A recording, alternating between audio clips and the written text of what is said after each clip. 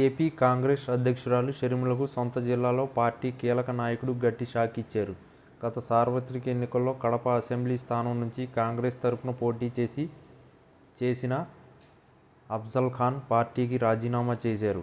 అంతేకాదు ఆయన కడప నగర కాంగ్రెస్ అధ్యక్షుడు కూడా.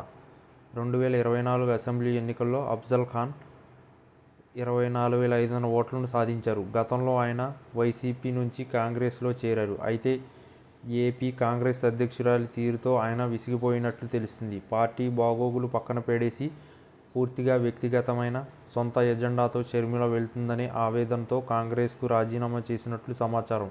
అఫ్జల్ ఖాన్ పోటీ చేయడంతో ముస్లిం ఓట్లో చీలిక వచ్చిందని, గత ఎన్నికల్లో వైసీపీకి భారీ దెబ్బ పడింది. వైసీపీకి కంచుకోట లాంటి కడపలో ఆ పార్టీ ఓడిపోవడానికి కాంగ్రెస్ తరఫున అఫ్జల్ ఖాన్ పోటీ చేయడం కూడా ఒక కారణం. ఇప్పుడు అఫ్జల్ ఖాన్ కాంగ్రెస్ను వీడడం ఆ పార్టీకి గట్టి దెబ్బే. ఆర్థికంగా కూడా పార్టీకి అతను అండగా నిలిచారు. అలాంటి నాయకుడు కాంగ్రెస్ను వీడడంతో అసలే అంతంత మాత్రంగా ఉండే కాంగ్రెస్ దిక్కులేనిదైంది.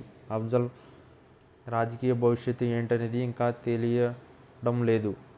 టీడీపీలో చేరే పరిస్థితి లేదు. ఎందుకంటే సిట్టింగ్ ఎమ్మెల్యే మాధవిరెడ్డి రూపంలో ఆ పార్టీకి బలమైన నాయకత్వం ఉంది. వైసీపీలో చేరే అవకాశం ఉంది.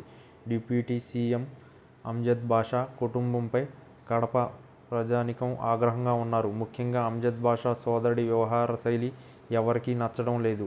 అఫ్జల్ ఖాన్ను చేర్చుకునే అవకాశాన్ని కొట్టిపారేయలేం.